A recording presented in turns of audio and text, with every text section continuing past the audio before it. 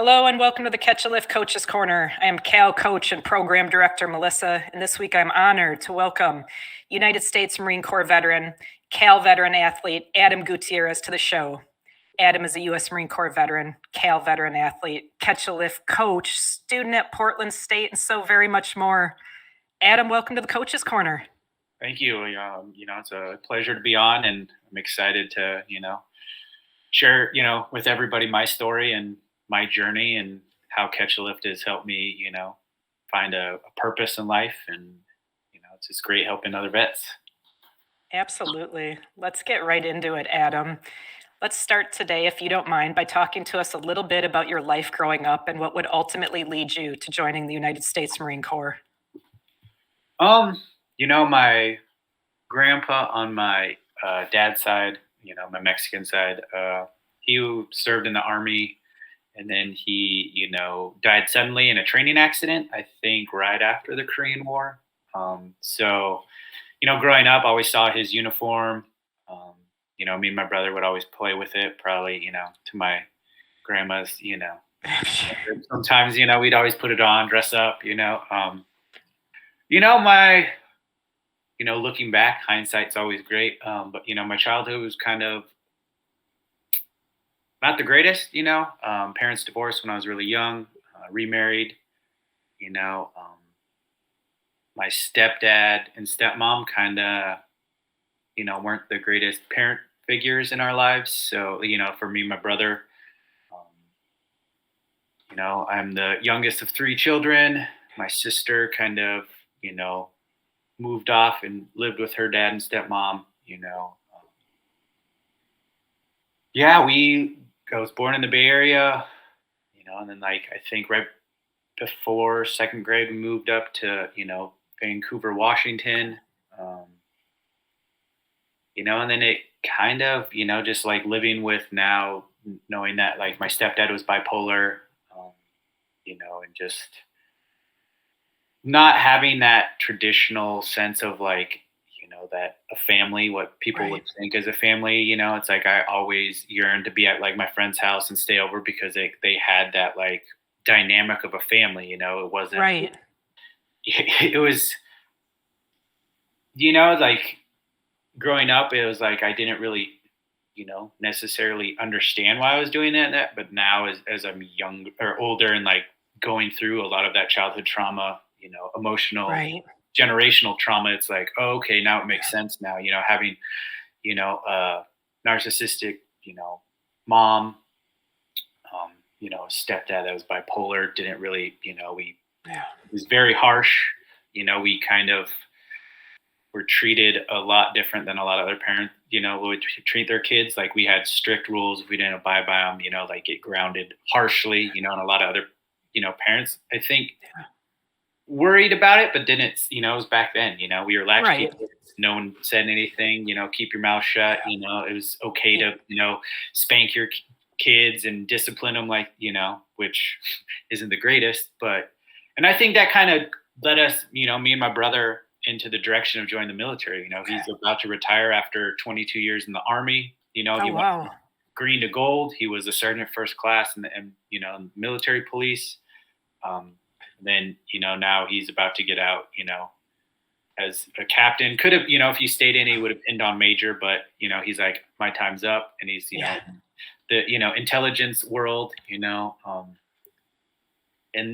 I always wanted to join the military. I was thinking about the Army would be cool, seeing growing up watching Black Hawk Down and, some of those, it'd be cool to be an Army Ranger, jump out of planes, and then in high school, I met my buddy, basically, another brother, best friend, Brian Remington, and he, already, enlisted in the Marine Corps, delayed entry program. And then he's hey, you should come and talk to the recruiters, and I was sounds like a good idea, it's just, it'd be awesome to go with somebody, that absolutely you grew up with, and, so you have that buddy to, to go through kind of, the suck with, hell with, so that was, 2003. So were you two able to go through the actual buddy program together then? Did you two do basic together? What was that like, going through going through basic like that with somebody, like what was the buddy program like for you? I think it helped me a lot tremendously because he was kind of level headed. He was in, Air Force ROTC, which isn't, it's not the Marine Corps, but he did a lot of, like, he was just like, it's the military, you can't get upset. They're going to, they're trying to break us down. Yeah. There's no reason we're getting paid to get, like to get into great shape, and there's no reason to like stress out more about it. So it was actually really nice, to go through boot camp with them, and then we, graduated. And then we went to MCT, which is Marine Combat Training. And then because it was close to the holidays, we got like, I forget what this. It was like 21 days recruiter's assistance, which is unheard of, So we got to do that, help try to get people to enlist. But we already had a bunch of high school buddies that, like there was like 6 or 8 of us, I think, that joined the Marine Corps. Wow. Yeah. So, and then I went to the, MOS school. My buddy, Remington went to his MOS school, did that. And then we met back up in Camp Pendleton. He was in 3rd Tracks. I was in 111, which is artillery. And it was kind of nice having him, like, again, having somebody that I knew, like close by. So it was pretty awesome. I think I got to the fleet in maybe May or June. And then I, was, told I got voluntold I'm going to, Iraq. But at first I was like, this is a joke, because I was in 29 Palms helping to do the new 777, the self-loading howitzer with the Army National Guard unit. And then, the first sergeant's like, you won the lotto. And I'm like, what does that mean? What are you talking about, first sergeant? He's like, well, you're getting deployed. And I was like, well, that's awesome. Was a replacement for, RCT-1, really, it was like, oh, wow, I'm going to Fallujah, and being like the kind of like the ego, maniac of, Marines and, being a Lance Corporal. It was like, I think I was using that to kind of shield of how, like, I was like, okay, it's for real, like, Right. yes, you're in the military during the time of war, like you want to do it, but then you don't understand, like, okay, you gotta do your living will. You got to make sure, like Right. X, Y, and Z. And you're just like, okay, It gets real, like in a real way very quick when they tell you you're going to deploy, right? And you start going through those things, and you do the living will. And I don't know, like if you wrote one, but I remember, before I deployed, like writing a letter, right? My last wishes, giving it to my sister, stuff like that, like because you don't know after that point, right? yeah. I wrote, like I wrote my last will and testament or whatever. Had to go through legal, and then he gave my buddy Remington, like if anything happens, just you have all my stuff, like, Yep. Trying to make, some light of a very serious situation, and then we flew from, it was kind of nice, because there was a couple, people in my unit that were also replacements, like some motor T guys, some. Okay. So we got to go from March Air Force Base, and then we got the really nice, like the only time I've ever been on like a really nice United Airlines flight, it was, like me and my buddy shared like the whole middle row. So it was just like, Nice. Yeah. we were just conked out, and then they would just wake us up like, like, oh, do you want food? I'm like, I've never eaten airplane food. So it was just like, oh, it was a luxury. They gave us like the wet, like the warm towels. Yeah. You got the full treatment. Yeah. I was like, this is never. So, and then we, stopped in Bangor, Maine, which was always like on deployments. It was like, it was amazing seeing those, those veterans and that just community, how just like every flight they were there, didn't matter what time of day, what time of night, they had cell phones for you. Just like, That's and that's when incredible. it started to get more real. Like, okay, like, Yeah. I gotta, like it's, gotta be serious. And then from Bangor, then we went to Germany, had a, like, we got to go and like, look at the, the day store and all that stuff. And then, after that we flew to Kuwait, and that's when it was like, you step off the plane and it's like, you get blasted. Yeah. Like someone's got like a bunch of, hair dryers just like in your face. Like you've never, Yes. yeah, Yep. 20 Palms is hot, but it's like a different heat because it's like it hits you and you're like, whoa, okay, like you're coming from an air conditioned plane and it's like, For oh, it's like sure. 150 Yeah. degrees, you're like, whoa. That's what I always described it like too. If you took a hair dryer and just blew it in your face, right? This different type of heat that's hitting you and just so intense. It Remember was that? 'cause it's like, yes, it's coming off the tarmac and everything, but it was like Yeah. because you're in an air conditioned plane, and then it's like that's not something you expect because it's like soon Right. as you hit that threshold, you're like, okay, And we were there for a couple days, just getting all the information, all the other replacements. You seen other like units leaving, and like that whole crazy operation of just like how massive it was, especially in Kuwait. It's like you see it and you're like, I forget what the camp was called. Not was it Camp Liberty? One of and it's just like how many tents are out there, and then it's just Yeah. like the last time you actually get to have that like freedom of like not having to worry about like what's going to happen.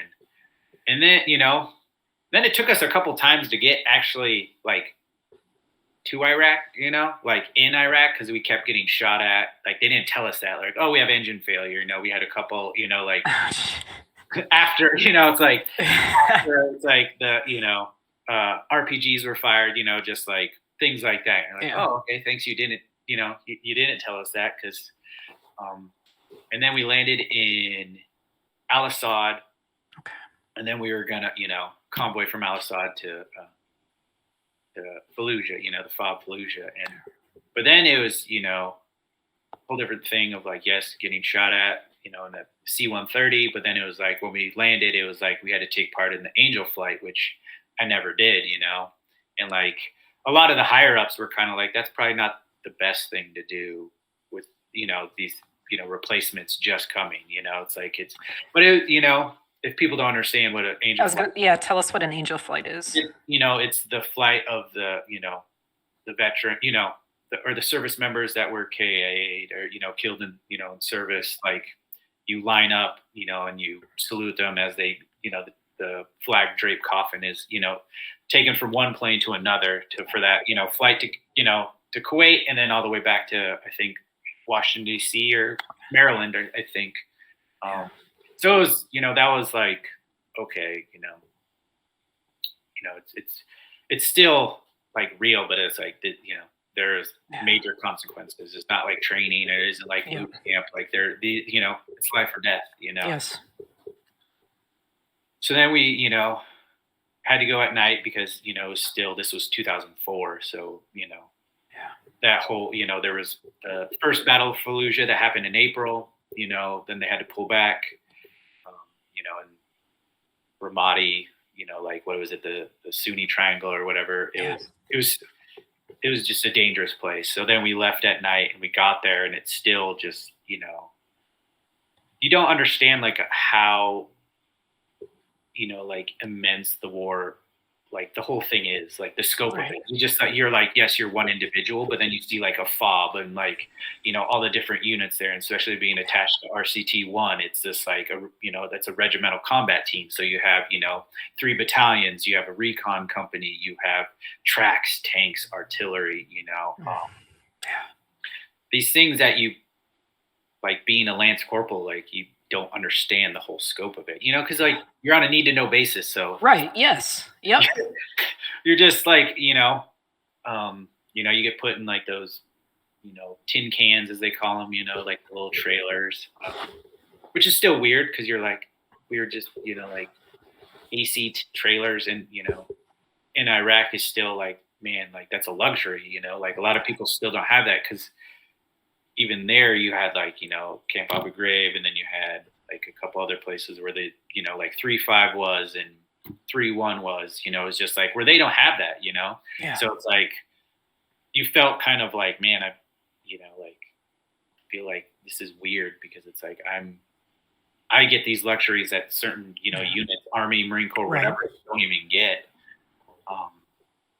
So I was just there basically put on working parties, string up more concertina wire, but I think it was the first or second night there. That's when they, the shelling started, or mortars, rocket attacks, and people were just like that have been there, and extended. We're like, God, like if you can hear it, you're lucky, because it's, it's like the ones you don't hear. Those are the ones you got to look out for, and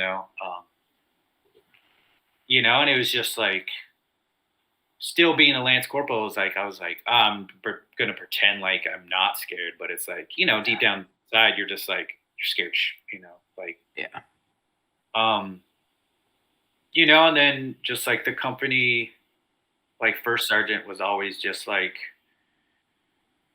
I don't know. He took a liking to me because he was always like, every time I see you, Adam, like you have a smile on your face. And it's like, as I just, it's like, this is what I joined the Marine Corps for, is like to go to combat, like do all these things. And he was just, he's like, every time I see you, you have a smile on your face. Doesn't matter how many hours of sleep you got. So then I started, just like, had to do, got tasked out to do fob security, so it was like, basically you just sit in a tower, and, for like, I think it was like 8 hours on and like 12 hours off or something. I forget. Okay. Cause this was 2004. Yeah. And this is when, like, let me take it back. Like, so that was in September of, 04. We had, flew out there. So then it was like, I think, I was on camp guard for like 2-3 weeks, and then they started to ramp up for the, like to take Fallujah back, so it was like you had, Army units, like top generals, like just coming in and out, you had the, like, I think General Mattis was there, which was pretty cool, Mad Dog. And then you had like,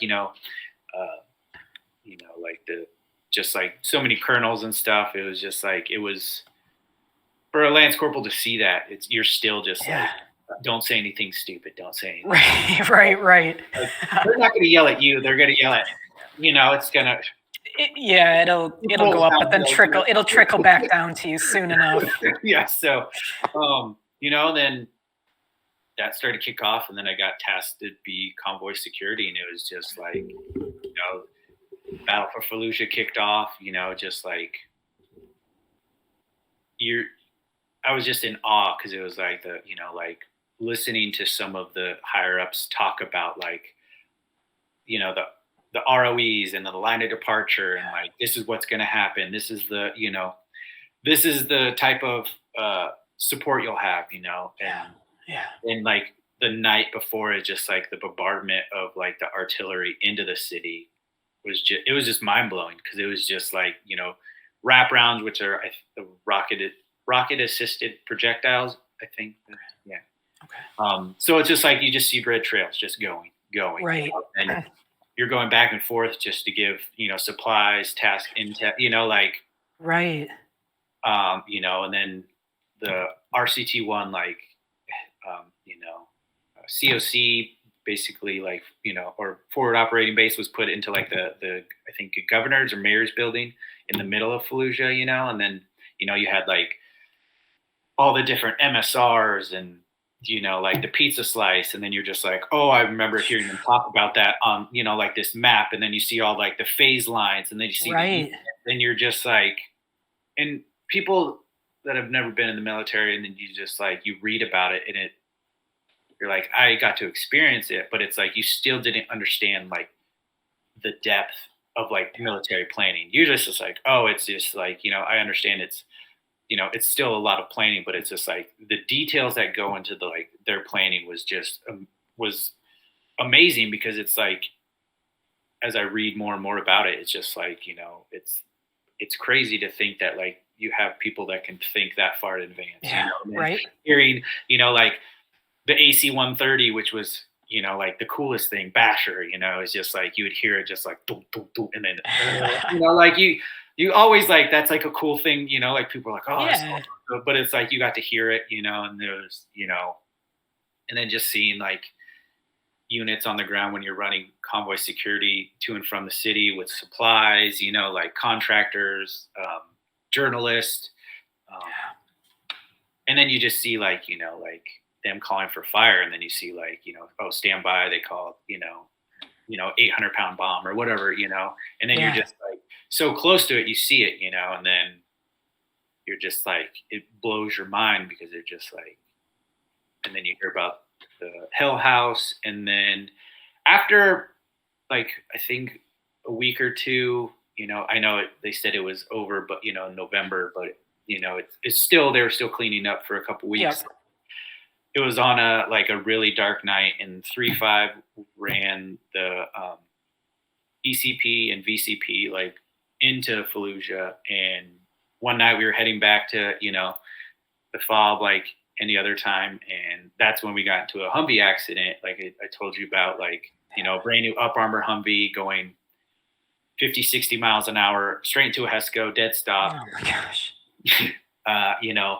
Had to be sent back. There was a huge investigation because we put the steering column through the engine block. Oh my gosh. Frame like so. It wasn't like they could just fix it in country and send it all the way to the manufacturer. And since it was a new one, and we're the Marine Corps, like we don't get new stuff. Like we don't get a lot of this stuff is like like we had a Humvee in like in 111 that was like from like the 70s. I was like, this is it's like you peel it together, and I was knocked unconscious, like hurt my elbow. Where were you in the Humvee in the accident? I was in the back okay. passenger. Okay. It was the driver, the VCP, Lance Corporal Bond, and then like our company CO was right next to me. Oof. And then we had a gunner, and it was just like I told you, it was like it hit, like a bunch of us were knocked out, but Lance Corporal Bond is like how well he was trained. He was an infantry guy, he was a machine gunner, but like he was just like knocked out right when he came to, was just on the hooks, making sure everybody else was okay, vehicles were okay, and then it was just like at that moment I was like, I knew I was safe, because it was just like it's like, without a thought in his mind, the first thing was to check on everybody else, on himself, and the vehicle, right. And then we tried to, well, we did, we like limped further outside the city, and then pulled over, and like I thought my legs were like shattered, because like the Up Armor Humvees, like you have that like the T-bar, and it like literally like grated the like some of my bone off my like, so it was like, holy cow. Ooh. So then I was like, oh, there's blood in my face. Oh my gosh. The CO's, he's worrying about like, because we snapped off the collapsible buttstock of his new M4, like but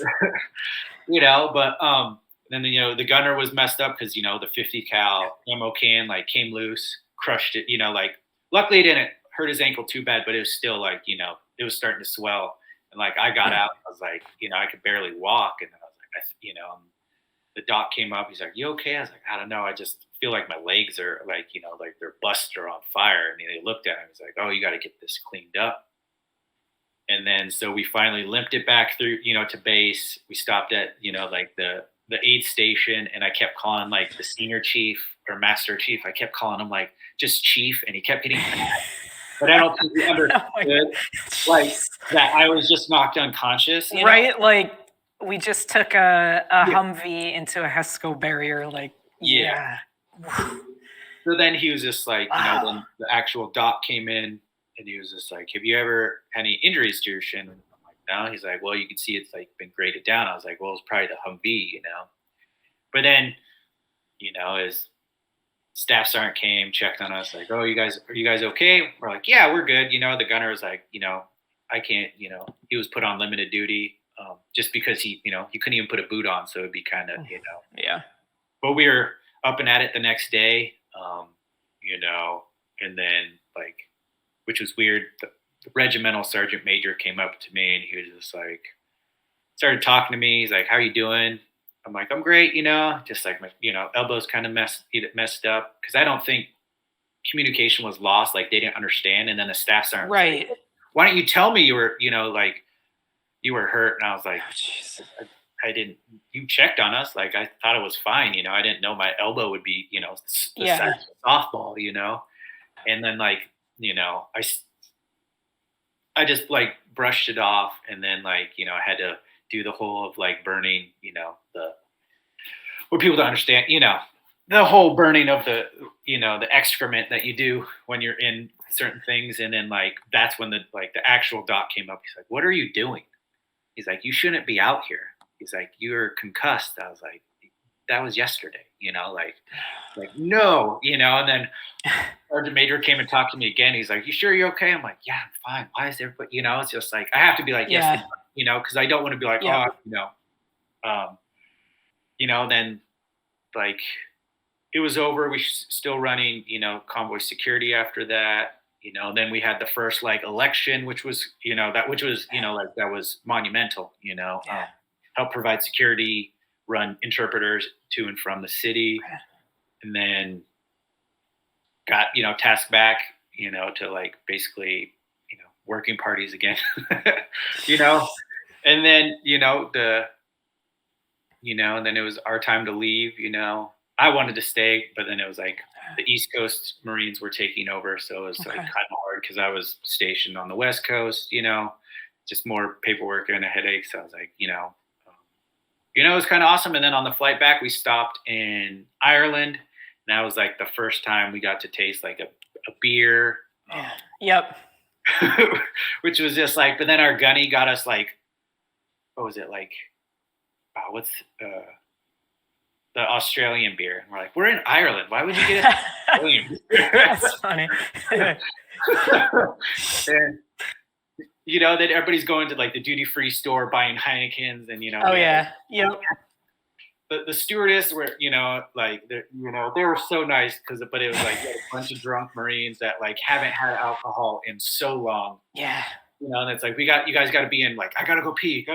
You're like, no, you have to take off. And looking back, it was like, like the bond that I grew with, like still talk to some of those, Marines, but it was just like, I think after that accident and then realizing that like, not saying they didn't care. It was just like, it was kind of like, you got to go back to your duty. I think after that is when, like I started to like self-medicate and, because it was just like the, seeing combat, seeing, like bombs dropping, hearing it, being a part of it. It was all, I didn't really deal with it, and then having to like just get back. And then it's like, oh, here you go. You guys have, 96 hours, have fun. And it's just like having to carry around a weapon for so long. It's like, you're like, where's my weapon? Yeah. It's just like, you're always on high alert and you don't really they don't really tell you how to like, it's like always like those weird, commercials, don't shake your baby, like all that stuff, and that's when it started to kind of go downhill for my career. Cause I wanted to make it a career, but then it was just like, all I want to do is deploy. Cause it's like, you don't have to worry about the political BS that it started to kick up by then, it's just like, just deploy. Yeah. And then I got a DUI while I was in the service, which kind of hampered my, ability to get promoted. I was non-rec for 2 years, finally got promoted to corporal. And then, our unit was tasked to like go over to TQ. And I was like, yes, I get to deploy again, like this is what I want, so I extended my contract,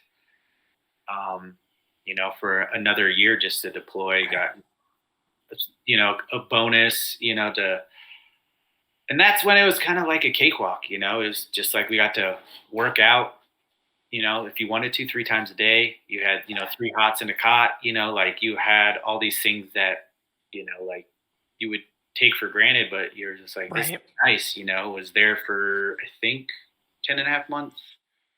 And then that's when I was just like, like the political stuff was just like, like we're going to outlaw tattoos. We're going to do all this stuff. So I was just like, I'm just going to get out.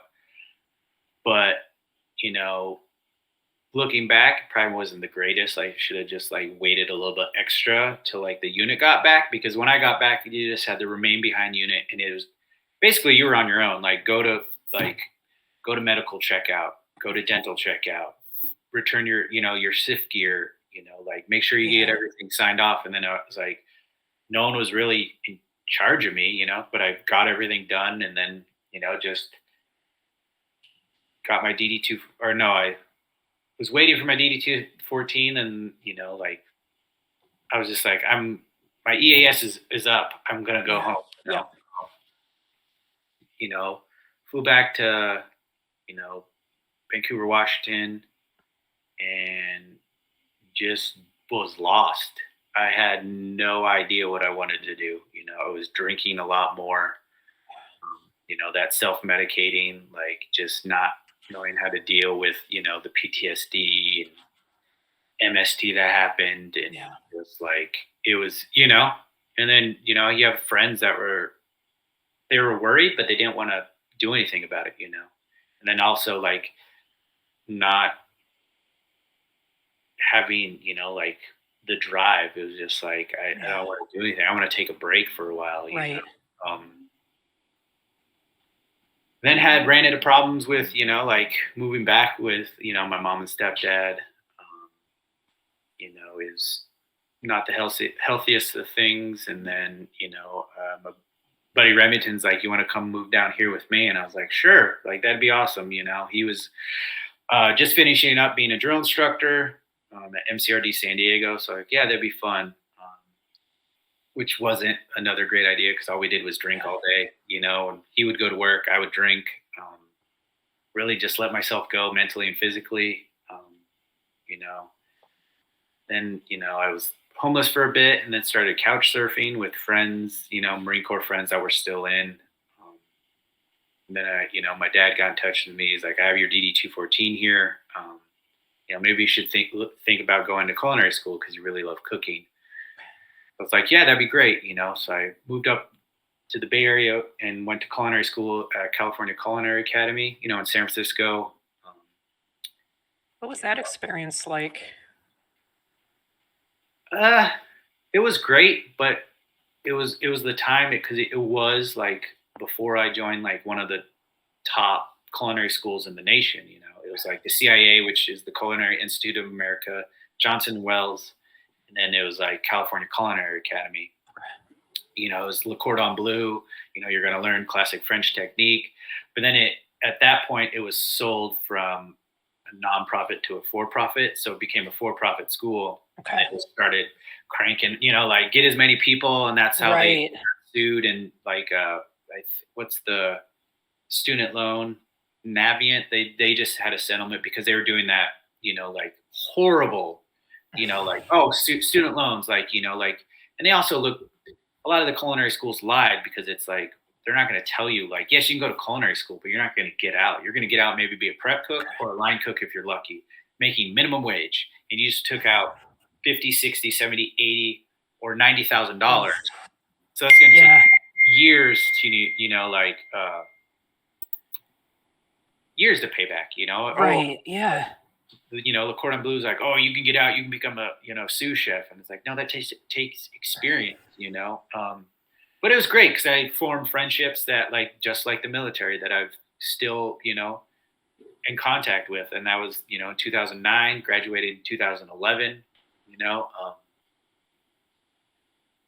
moved back up, worked in, in a couple restaurants in the city, and then moved back to, Washington, because my mom, was diagnosed with breast cancer. So I was going to help out with that, and then still just like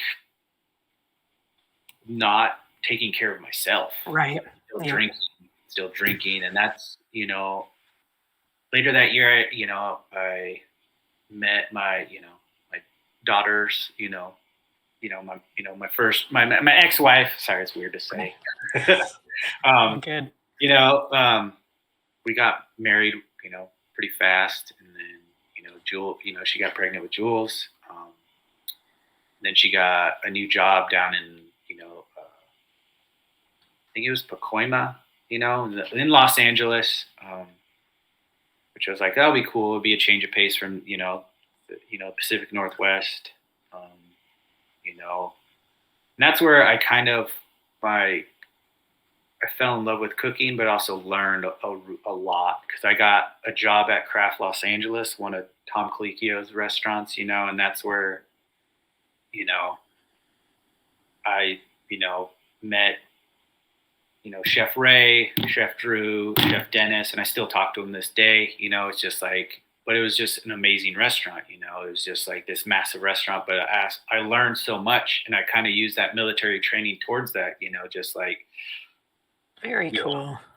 But then I got hyper focused, which come to find out is like part of that PTSD. It's like like you hyper focus on something. So it was like I'm gonna do hyper focus on cooking, and still self medicating. Yep. And then my daughter was born, and that still didn't change. I was still self medicating. Not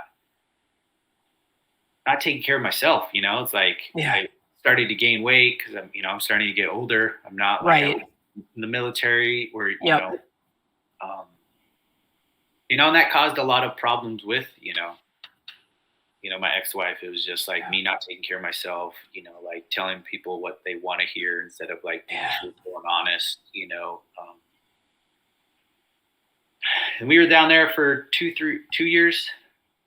And then we moved up to the Bay Area where she got another job, and that's when I worked at some pretty awesome restaurants, Michelin star restaurants, helped open Coxcomb, Chris Constantino's restaurant, helped open a couple restaurants up there, and still just drinking, not taking care of myself, dabbling in other drugs, which, I'm a dad, I shouldn't,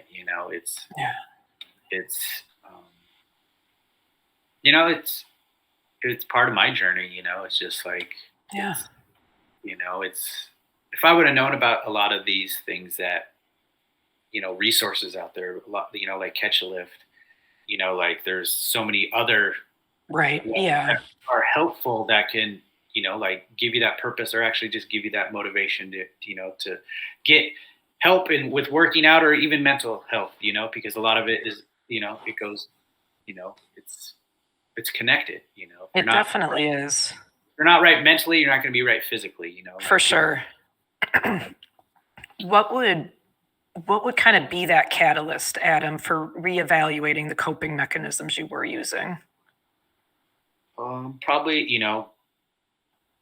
getting divorced and then finally looking back that like, this was in 2016, 2017, maybe, of just like being there for my daughter, being healthy, being able to, like keep up with her, and still continued cooking till like 2019 until, and then had took my first chef job, horrible experience. Like the owners were very toxic, and then I hit like just this lull of just like, what do I want to do with my life? And then got in like a couple months later, got a job, and then the pandemic happened. And that's when I was like, cooking maybe isn't the greatest, I love cooking, don't get me wrong, it's a passion. Right. Like, you don't have a retirement.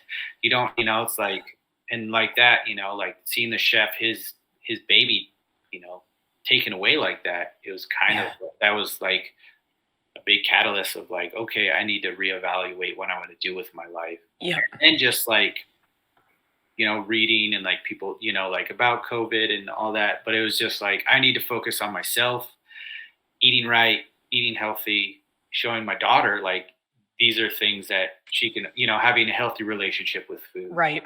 Yep. And then, I applied for FitOps, and then it got pushed back because of COVID. And then I finally got to go in 2021 in August. And that's where I met, Coach Jeremiah, then there was David that was like, you should check out Catch a Lift. He's like, here's a resource. It's like, like. So that's where you heard about Catch a Lift was at FitOps. Is at FitOps, Okay. Like, like it was cool because everybody's like, what are these resources that, right. And for me, like, kind of jumped past it, but it's like I always had survivor's guilt, and also I never felt like I did enough to use some of these resources. It's like, so like for a long time, that's why I didn't. And then it was just like, I'm not saying I do deserve it, or it's like I earned the opportunity to maybe try to use these resources, because I don't like saying like it's never given. Like just because I'm a veteran doesn't mean like I want everything given to me. It's like I want to take the appropriate steps and see if it would, be helpful. Right. For sure. So then I went to FitOps in August, graduated, got certified as a ANITA personal trainer.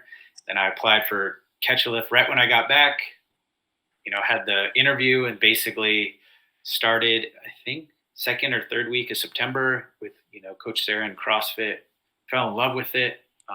Yeah. Especially the Olympic lifting was, like that was something that was really amazing, Um, and then December, I think December or January, Jeremiah was like, I think he was, introduced as the new head coach. And then you got, Catch a Lift reached out after I went through the wellness program, got the home gym equipment, which was amazing. Got some kettlebells, a plyo box, Heck yeah.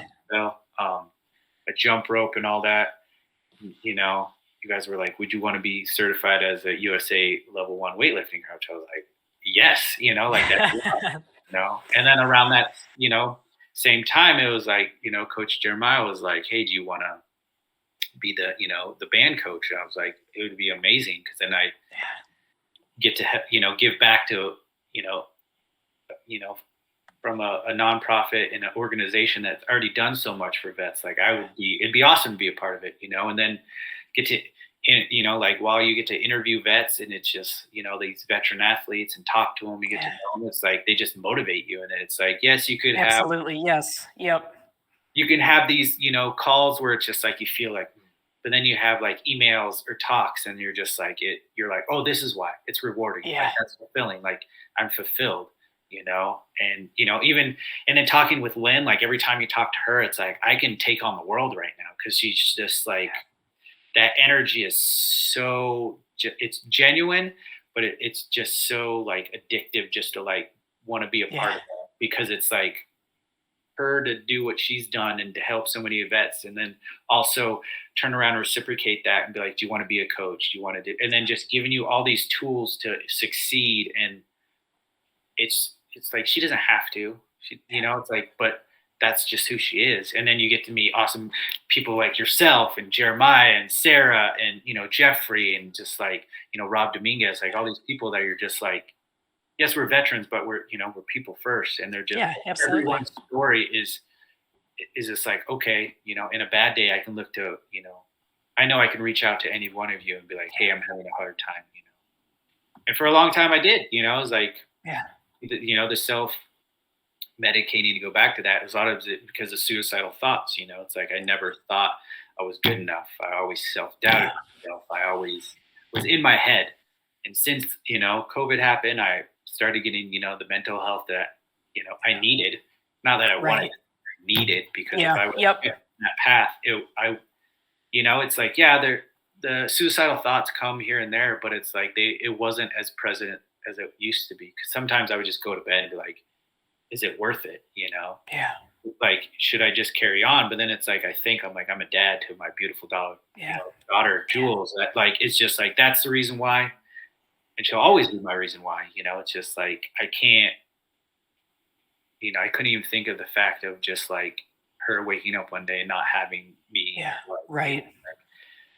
And, like some vets don't have that, but it's like, I want to be that person for them. Like, it's like, if they ever need somebody to reach out, like, I don't care what time of day it is. I'll always answer your call or your email, because it's like, I understand, like, a lot of it is like, you don't have that person to reach out to, or you don't think you matter, or you don't think it's, like, you're important enough. It's like, you are important, right. Yeah. Like, you are worth it. You are, worth it. You are, it's like some of these vets, you just interview them and you talk to them and you're just like, it's so contagious of like, the purpose they want to get back in their life, just because, they've had a run of bad luck or they hurt themselves and it, it snowballed from there. But they're like, I want to get back. I want to be able to be alive for my grandkids and, my great grandkids. And you're just like, that is amazing. That's why just like being a part of Catch a Lift is been the craziest run of 6-7 months that I've had. Cause like, we talked about, if you would have asked me 8 or 9 months ago, like, hey, this is what you're going to be doing, in March on my birth, you'd be, recording a podcast talking about like your story and your life, and that you're a coach and you get to, just be a small part of these veterans' lives and like make them, understand that like we're here. It doesn't matter, like we're not going to be like, oh, you have to do a crazy amount Yeah. of lifting. It's like we just want you to get back into that healthy lifestyle because it's like we said, it's connected. Yeah, absolutely. If you're unhealthy in one, you're going to be unhealthy in the other. Yeah. I think though too, Adam, like what's so beautiful and unique about your story is that it illustrates just so tremendously, like you said, like we're talking about 6 7 months here and how drastically your life has changed. Like it can be like that for any of us at any time. We can make that conscious decision to change, to take that first step. You took that step into fit ops and it continued to snowball for you. And you kept saying yes to opportunities as they came. It's just absolutely tremendous. We thank you so much, obviously, Adam, for your service to our great country. But thank you so much, too, for the service you continue to give back into our community. It's absolutely tremendous. I want to ask you a little bit. You've mentioned it several times. You've talked to us, about the survivor's guilt you've dealt with. You've talked to us about the self-medicating. As you and I both know, Adam, it's no secret in our community. These are very common things that many, many veterans, struggle with and deal with on a daily basis. What would you say to any veterans or anyone listening that might be experiencing survivor's guilt and self-medicating? Just you have to realize that like self-medicating isn't going to make the problem go away. It might mask it or dull the senses for a while, but it's just going to come back worse and worse each time. And survival guilt is like no matter what, you can't take it out on yourself because it's it took me a long time to realize that I have to let go of things that are out of my control. And a lot of that time is like those things are out of my control. Yes, it sucks but the best you can do is honor like your brother and sister's memory by continue to carry on and do the best you can each day, because it's it's what you have to do, because it's like self-medicating is just it's such a like a untalked about thing in the veteran community. It's just like even in the world, it's like you can't. Yeah. It's just like you go down that path of like I'm going to drink this to dull the pain, and then it starts to become a problem. And it's like you have to realize that like you could talk to me about I'm going on 4 years sober, and I'm proud of myself because there's so many times that I'm Absolutely. like where it's just like it'd be easier if I just drank right now. Yeah. So it's just it's going to take a while, but you have to realize that you have to let go of the things that aren't in your control, because you start putting on that extra, luggage in your backpack and weight, and it's just going to drag you down, and it certainly will. And thank you, Adam, for talking about this openly with us. It's definitely, a conversation in our community that we need to have more of. We need to have more discussion of it. Because something that's so interesting is that we are so good at that as veterans, right? Just, to the world, to everyone else, even to our buddies, we're constantly okay, right? We're constantly telling them we're okay, but we're not, and people are self-medicating and doing different things. So again, thank you for sharing your story of this, Adam. I've got a couple questions yet I want to ask you, kind of pertaining specifically to Catch a Lift. And I mean, you've definitely touched on this, but like you said, you're the band coach now. You yourself are coaching wellness group veterans. You went through the wellness program last year. What has been the most fulfilling kind of part about this? Like the fact that you are now coaching these veterans, you're mentoring them going through the same process that you did. I think it's the progression. Like you just see because a lot of us, we have that mental block, because you go from getting told you have to work out to not having that guidance or that structure.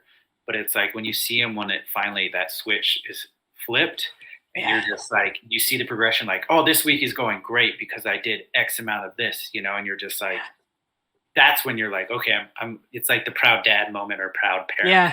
Like you get to see them grow, and then you see it finally clicks that like, okay, yes, this is what I have been missing. It's not like I'm forcing you to do something out of your comfort zone. I always tell them, like in the group, it's like if you want to walk for that first week 180 minutes, that's fine. Yep. I just want you to work up to go above that. Like you don't. There's always going to be those limitations and stuff like that, but do something that you're comfortable with that will get you moving, because a lot of the time we get into that sedentary mindset of like, I don't want to do this, I was told to do it too long, and it's like, no, just I like when that flip that you see it. Yes, that's where it is, because then I've already given you all the tools.